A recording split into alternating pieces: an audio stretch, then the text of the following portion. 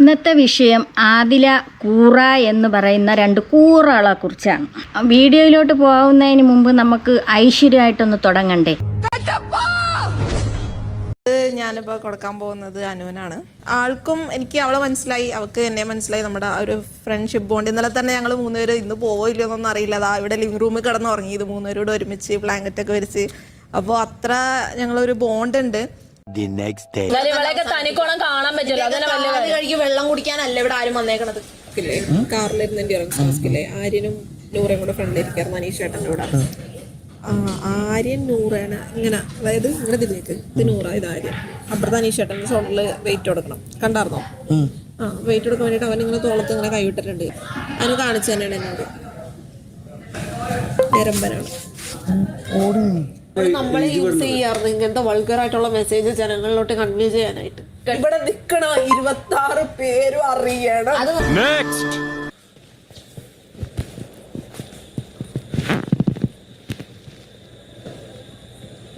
അച്ചി,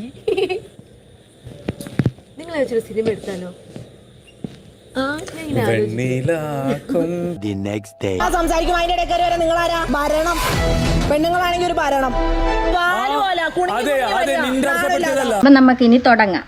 ഈ 2 സാധനങ്ങൾ കട്ടപ്പ അല്ല കേട്ടാ, കട്ടപ്പയ്ക്കും മേലും 1.5 കട്ടപ്പകൾ, വേറും വേസ്റ്റുകൾ, അതിനകത്ത് കിടന്ന് കാണിച്ചു കൂട്ടിയ പ്രവൃത്തികൾ, പറഞ്ഞറിയിക്കാൻ പറ്റാത്ത അത്രയും പ്രവൃത്തികളാണ് അവളൊക്കെ ഉണ്ടാക്കിയത്.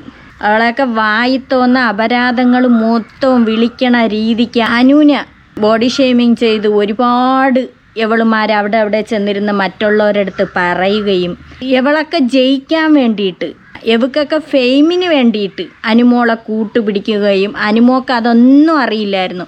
അനുമോള് സ്നേഹം, നല്ല കൂട്ടുകാരികൾ എന്നുള്ള നിലയ്ക്ക് അനുമോള് സ്നേഹിച്ചു. എന്നിട്ട് അവസാനം കിട്ടിയതോ എന്തെല്ലാമാണ് ഈ അനുവിനെ വിളിച്ചത്.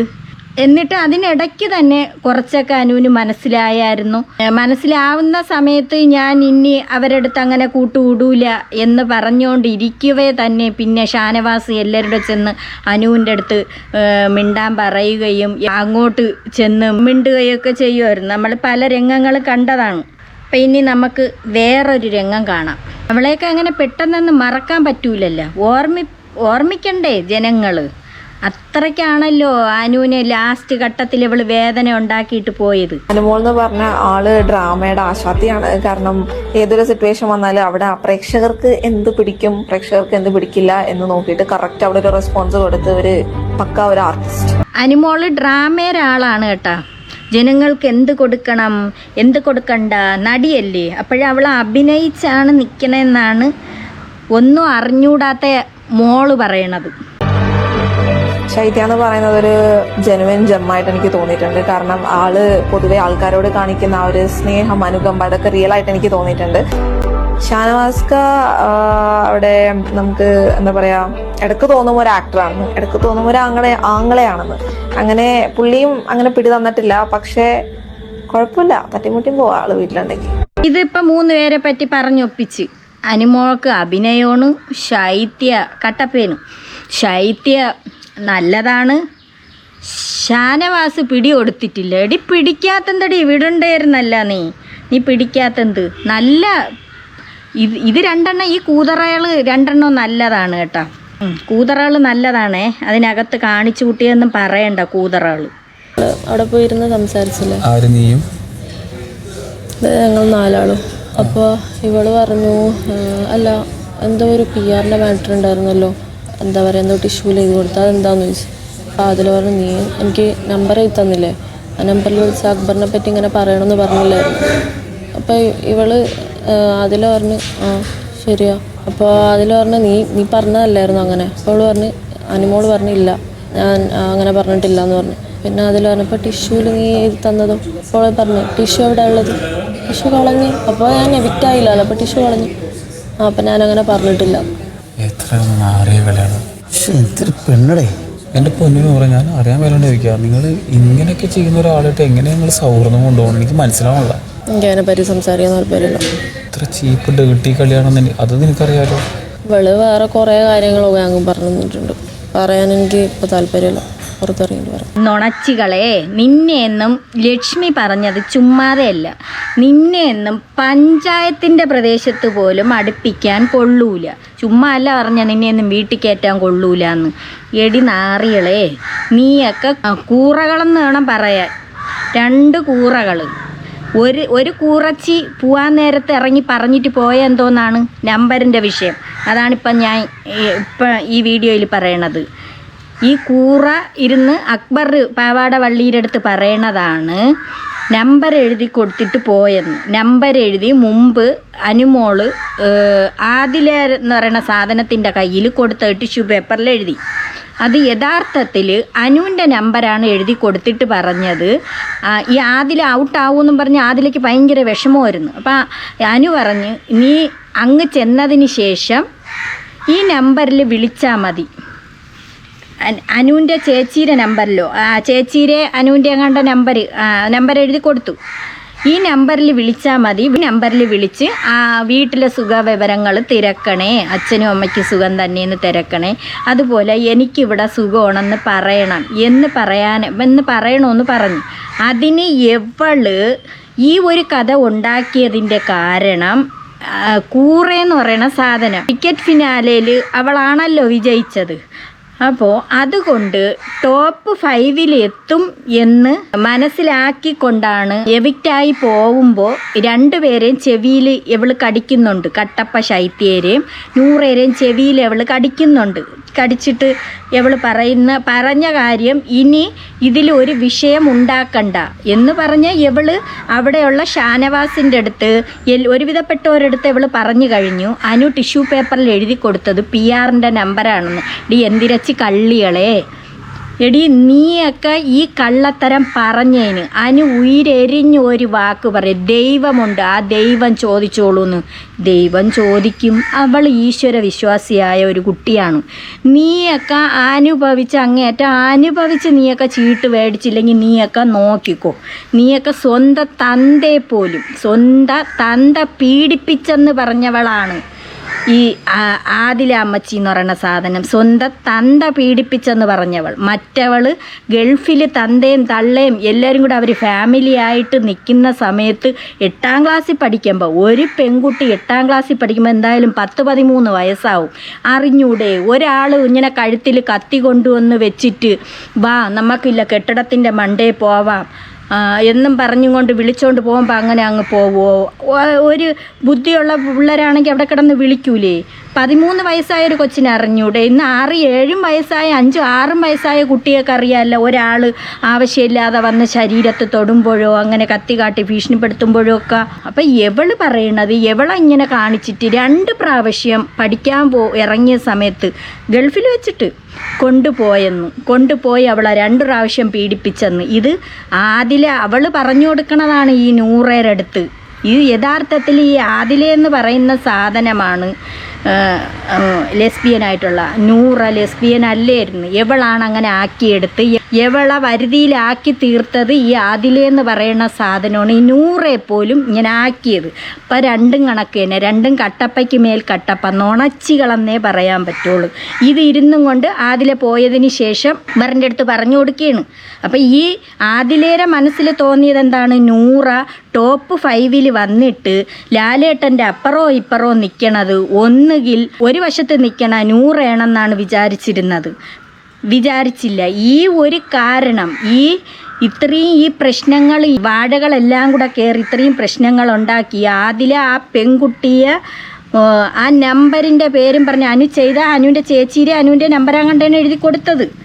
എന്നിട്ട് എവള് പറഞ്ഞു കൊടുത്തു PR-ൻ്റെ നമ്പറാണെന്ന് വരുത്തി തീർത്ത. എടി ആദിലെ, നിനക്കൊക്കെ എങ്ങനെ തോന്നിയടി? നീയൊക്കെ വിചാരിച്ച അനുമോള് അങ്ങോട്ട് വരുമെന്ന് നിൻ്റെ അടുത്ത്? എടി ഇത്രയും വേദനിപ്പിച്ച ആ കുട്ടി അന്ന് ഹൃദയം പൊട്ടി കരഞ്ഞപ്പോൾ ഓരോ വീട്ടമ്മമാരുടെയും ഓരോ സഹോദരങ്ങളുടെയും ഓരോ അച്ഛന്മാരുടെയും എല്ലാവരുടെയും നെഞ്ച് പെടഞ്ഞ ഒരേ ഒരു വാക്കാനടി ആ പൊട്ടിക്കരച്ചില്ല. പക്ഷേ അന്ന് ആ ലക്ഷ്മി ഇല്ലായിരുന്നു എങ്കിൽ ആ പെൺകുട്ടി പറയുന്നുണ്ട്, ഇത് തുറന്നു തന്നാൽ ഞാൻ ഇറങ്ങിപ്പോവും. അത്രയ്ക്കത് നെഞ്ചുരുവി പ്രാർത്ഥിച്ച് അത് കരഞ്ഞ ഒരു സമയമായിരുന്നടി. ആരെക്കൊണ്ടും അത് താങ്ങാൻ പറ്റൂലടി കൂതറച്ചികളെ. എനിക്കതേ പറയാനുള്ളൂ. വെറും എന്തിരിച്ചുകൾ എന്നേ എനിക്ക് പറയാനുള്ളൂ. ഇപ്പോഴും വിഷമത്തോടു കൂടി തന്നെയാണ് പറയണത്. അനു പ്രതികരിക്കാത്തതാണ്. അനുവിന് അത്രയ്ക്ക് വേദനയുണ്ട്. നിന്നെയൊക്കെ കരുതുന്ന 2 സഹോദരങ്ങളായിട്ടാണ് കരുതിയത്. എടി നീയൊക്കെ പോയി അനുവിൻ്റെ കാല് കഴുകി നീയൊക്കെ വെള്ളം കുടിച്ചാൽ പോലും നിനക്കൊന്ന് ആ ശാപം ഇറക്കി വെക്കാൻ പറ്റൂലടി. കോടാനുകോടി ജനങ്ങൾ കണ്ടുകൊണ്ടിരുന്നതാണ്. അവളെ ഒരു കള്ളി നീയൊക്കെ അവിടെ ആക്കിയില്ലേ. ഇല്ലാത്ത കാര്യത്തിന് ചെയ്യാത്ത കാര്യം ചെയ്തു എന്ന് പറഞ്ഞ് നീ വരുത്തി തീർത്ത്. ആ നമ്പർ കബോർഡിനകത്ത് ഉണ്ടെന്ന് പറയുന്നു. എന്നിട്ട് നൂറച്ചി വിക്കിയാണ് പറയണത് അക്ബറിൻ്റെ അടുത്ത്. അക്ബറിന് വോട്ട് കുറയ്ക്കാനുള്ള പ്ലാനും നൂറെ കയറ്റാനും ആണ് എന്നാണ് അവിടെ വന്നത്. അക്ബറിൻ്റെ അടുത്ത് ഇരുന്ന് പറയുമ്പോൾ ഈ കൂറയെന്ന് പറയുന്ന സാധനം വിക്കിയാണ് പറയണത്. അവൾക്ക് എന്തിനാണ് പറയണമെന്ന് പോലും അറിഞ്ഞുകൂടാ. ആ കണക്കിനാണ് അവൾ ഇരുന്നുകൊണ്ട് പറഞ്ഞത്. അവരെ ജീവിത കഥകളൊക്കെ പറയണ ടാസ്കിലാണ് പറഞ്ഞിരിക്കുന്നത്. ഒരുത്തി പറയണ ഗൾഫിൽ കൊണ്ടിട്ട് ഒരാൾ കൊണ്ടുപോയി 2 പ്രാവശ്യം കെട്ടിടത്തിൽ കൊണ്ടുപോയി പീഡിപ്പിച്ചു. ഒരുത്തി പല സ്ഥലങ്ങളിലും പറഞ്ഞു തന്ത പീഡിപ്പിച്ചെന്ന്. അറിവും ബോധവും ഉള്ള വീട്ടുകാരായിരുന്നു 2 പേരുടെ കുടുംബം. അവർ അതിൻ്റേതായ രീതിക്ക് ഈ പെൺപിള്ളേരെ വളർത്തി കൊണ്ടുവന്ന് അവർ എന്ത് ഐശ്വര്യമായിട്ടാണ് അവരന്ന് നടന്നത്. അതിനുശേഷം ബിഗ് ബോസിൽ കണ്ട രംഗമാണല്ലോ. നിക്കർ വിട്ട് എന്തെല്ലാം കോലങ്ങളാണ് ഇവളുമാർ കാണിച്ചു കൂട്ടിയത്. അറിവും ബോധവും ഉള്ള മനുഷ്യൻ എങ്കിൽ ചോദിക്കുക, അറിവും ബോധവും ഉള്ളവരങ്ങനെ ചെയ്യൂല. അങ്ങനെ ഉള്ളവരും ഉണ്ടില്ല. നിൻ്റെ തന്തയെ നിൻ്റെ വാപ്പായൊക്കെ നീ തള്ളിപ്പറഞ്ഞ്, അതുപോലെ വീട്ടിലുള്ളവരെ മൊത്തവും തള്ളിപ്പറഞ്ഞിട്ടല്ലേടി മറ്റേ അവളെയും വിളിച്ച് ഒന്നും ഇല്ലാത്തൊരു പെണ്ണിനെയും കൂട്ടിക്കൊണ്ടാണ് ഈ ആദിലെന്ന് പറയുന്ന സാധനം പോയത്. ഇവളൊക്കെ വീട്ടുകാരെയും മോശക്കാരാക്കി. അതുപോലെ അനുവിനെയും ഇവളെടുത്തൊക്കെ ആര് കൂട്ടുകൂടോ അവരെ മൊത്തത്തിൽ ഇതാക്കും. അതുപോലെ ഇപ്പം കട്ടപ്പയെ ഭയങ്കര ചങ്കുകളായിരുന്നു. അവരൊക്കെ ബ്ലോക്ക് ചെയ്ത് കളഞ്ഞു. കട്ടപ്പയും ബ്ലോക്ക് ചെയ്ത് പരസ്പരം അങ്ങോട്ടും ഇങ്ങോട്ടും ബ്ലോക്ക് ചെയ്ത് കളഞ്ഞു. അന്ന് കട്ടപ്പ പറയണിട്ട് യൂടി എൻ്റെ വീട്ടിൽ വരണം. അതെന്തിനാണ്? അനുവിനെ നെഗറ്റീവ് ആക്കാൻ വേണ്ടി രണ്ടാമത് കയറിയപ്പോൾ എന്തെല്ലാമായിരുന്നു അവിടെ കാണിച്ചു കൂട്ടിയത്. എന്തോ ലാലേട്ടൻ വീട്ടിലോട്ട് ക്ഷണിച്ചിട്ടുണ്ട്. ഇനിയിപ്പോൾ ലാലേട്ടന് കേൾക്കാൻ കിടക്കും. ഇനി ഇത് കഴിഞ്ഞിട്ട് ലാലേട്ടനായിരിക്കും പറയണം. എവിടെ പോയാലും എവളൊക്കെ ഇത് തന്നെ. ഒരു ലൈവ് പോയി. ആ ലൈവിലെ വിശേഷം ഒന്ന് കേൾക്കാം. അനീഷിനെയൊക്കെ പൊക്കി പറയുന്നുണ്ട് ലൈവിൽ. അനീഷിൻ്റെ തലവഴിയെ കൂടെ എച്ചിൽ വെള്ളം കോരി ഒഴിച്ചോളാണ്. എന്നിട്ട് ഇടിച്ച് ഇവൾ ഈ ആദില എന്ന് പറഞ്ഞ സാധനം ഉണ്ടല്ലോ, ഒരു ചരുവ എച്ചിൽ വെള്ളം കറി എല്ലാം കൂടെ കലക്കിയ വെള്ളം കൊണ്ടുവന്ന് അനീഷിൻ്റെ മണ്ടയിൽ കൂടെ ഒഴിച്ചതാണ്. ഇവളെയൊക്കെ വീട്ടിലെ സ്വഭാവം ഇങ്ങനെ അല്ലായിരുന്നു. ചുമ്മാ അല്ല അവിടെ നിന്ന് അടിച്ചിറക്കിയത്. She is genuine towards you guys. After all this rush, please try to sort it out. Guys, നമുക്ക് അനുവിനോട് ഒരു പ്രശ്നമില്ല. അനുവിന് ഇങ്ങോട്ടും ഒരു പ്രശ്നമില്ല. പിന്നെ നമുക്ക് അനുവിനോടൊരു പ്രശ്നമില്ല. പക്ഷെ അനുവിനുണ്ട്. അനുവിൻ്റെ ഉള്ളിനകത്തെ തറച്ച മുള്ളുണ്ടല്ലോ, അതെടുത്ത് കളയാൻ പറ്റൂലടികളെ. മുതുക്കി എന്നും കിളവി എന്നും കെട്ടിലമ്മ എന്നും കുലസ്ത്രീ എന്നും 35 വയസ്സായ കിളവി ഇരുന്ന് ഊഞ്ഞാലാടൻ. ഇതൊക്കെ ജനങ്ങൾ കണ്ടതാണ്. ജനങ്ങൾ ലൈവിൽ കണ്ടതാണ്. പറയണ ഇതൊക്കെ ജനങ്ങൾക്ക് പറയാനുള്ളതാണ്. കാരണങ്ങളൊക്കെ ആയിട്ടായിരിക്കും നമ്മളെ ആ ഒരു ഇതൊന്നും കാണാൻ പറ്റാത്തത്. അല്ലാണ്ട് യാതൊരു വിധ പ്രശ്നങ്ങളും ഇല്ല കേട്ടോ. അങ്ങോട്ടും ഇങ്ങോട്ടും തിരക്കുകളും കാരണങ്ങളും കൊണ്ടാണ് അനുവിന് വരാൻ പറ്റാത്തത്. എടി അനുവിന് കുടുംബമുണ്ട്. അനുവാണ് 12 വയസ്സ് തൊട്ട് ആ കുട്ടിയാണ് ജോലിക്ക് പോയ അച്ഛനും അമ്മയെ നോക്കണത്. സുഖമില്ലാത്ത അച്ഛനും അമ്മയാണ്. ഒരു സഹോദരൻ പോലും ആ വീട്ടിലില്ല. അനുവാണ് കുഞ്ഞുനാളിലേ ഇറങ്ങി ആ കുടുംബം നോക്കണത്. അല്ല നിൻ്റെയൊക്കെ കണക്ക്, നിൻ്റെയൊക്കെ വീട്ടുകാർ വേണ്ട എന്നും പറഞ്ഞും കൊണ്ട് നീയൊക്കെ 2 അവളുമാരും കൂടെ ഇറങ്ങി പുറപ്പെട്ടതല്ലേ. വീട്ടുകാർ വേണ്ടാന്നും പൊന്നുപോലെ നോക്കിയ വാപ്പായും ഉമ്മായും ഒക്കെ ആയിരുന്നു. അവരെ വേണ്ടാന്ന് പറഞ്ഞ് തള്ളിപ്പറഞ്ഞ് ഇറങ്ങി ഓടിയ നിനക്കൊക്കെ ഒരു ഉത്തരവാദിത്വം ഉണ്ടാ? എവളൊക്കെ ബിഗ് ബോസിൽ ജീവിതകഥ പറയണ ടാസ്കിൽ ഇവളൊക്കെ പറയുന്നുണ്ട് 5 ലക്ഷം രൂപ ലോൺ എടുത്ത് ടൂർ പോയതായി, കറങ്ങാൻ പോയി. 5 ലക്ഷം രൂപ ലോൺ എടുത്തിട്ട് കറങ്ങാം. അപ്പോഴേ വിചാരിക്കണ്ടേ ഇവക്കൊന്നും ഉത്തരവാദിത്തമില്ല. അതല്ല പിന്നെ വേറെ എന്തോന്ന് ഉത്തരവാദിത്തം. ഇപ്പോൾ 2 പേരാകുമ്പോൾ അവർക്ക് ചിലവില്ല. അവർക്ക് വല്ലതാ ഞണ്ണം കറങ്ങാൻ പോകണം. ഇതൊക്കെയാണല്ലോ കാര്യങ്ങൾ. അപ്പോൾ പിന്നെ കുടുംബം നോക്കണ്ട, ഒരു ഉത്തരവാദിത്വവും ഇല്ല. ഫെയിമിന് വേണ്ടിയിട്ട് അനുവിനെ കൂടെ കൂട്ടിയിട്ട് പിന്നെ അനുവിനെ എൻ്റെ 2 ദിവസം മുമ്പ് ഈ കൂറയും കൂടെ ഔട്ടായി പോയപ്പോഴാണ് പിന്നെ ഇച്ചിരിയെങ്കിലും മിണ്ടി തുടങ്ങി. അതുവരെ വിചാരിച്ച് കൂറയാണ് കപ്പ് എടുക്കണേന്ന്. ലാലേട്ടൻ്റെ കൈ ലാലേട്ടൻ കൈ ഉയർത്തണ എവളെയാണെന്ന് വിചാരിച്ചിട്ടാണ് മറ്റേ അവൾ ഇങ്ങനെ വരുത്തി തീർത്തത്. അവിടെ അത്രയും പ്രശ്നങ്ങൾ ആ കുട്ടിയുടെ മണ്ടയിൽ ഇട്ട് കൊടുത്തത്. അവളൊക്കെ ഇരുന്ന് ചളിച്ച വാക്കുകൾ പറയണത്. അനുവിനെ പറ്റി പറഞ്ഞ് അനു വിളിക്കുകയാണെങ്കിൽ അനുവിൻ്റെ വീട്ടിൽ പോകും കേട്ടാ. എടീ നാറികളെ, അനു വിളിക്കൂല. നീയൊക്കെ ഇത്രത്തോളം ചെയ്ത് കൂട്ടിയിട്ടും എടി നിനക്കൊക്കെ എങ്ങനെ തോന്നണം ഇത് പറയാൻ? നീയൊക്കെ അനുവിൻ്റെ വീട്ടിൽ പോകുമെന്ന്. സത്യം പറഞ്ഞ തിരുവനന്തപുരത്തോട്ട് അനു നീ വിളിച്ച് വരുത്തിയ ട്രിവാൻഡ്രത്തോട്ട് ഇറങ്ങുമെങ്കിൽ ജനങ്ങൾ മുട്ടയേറി ഈ രണ്ട് സാധനത്തിന് മുട്ട എറിഞ്ഞ് ഒരു പരിവാക്കും. എവളേന്ന് അടുപ്പിക്കാൻ കൊള്ളൂലെന്ന് പറഞ്ഞാൽ ഇല്ലാത്തതല്ല. ഇനിയിപ്പം ലാലേട്ടൻ ഇനി അടുത്ത പണി ലാലേട്ടനാണ്. ലാലേട്ടൻ്റെ വീട്ടിൽ ചെന്ന് തള്ളി കയറുമെങ്കിൽ ഇനി അടുത്ത പണി ലാലേട്ടന് തന്നെ കിട്ടും.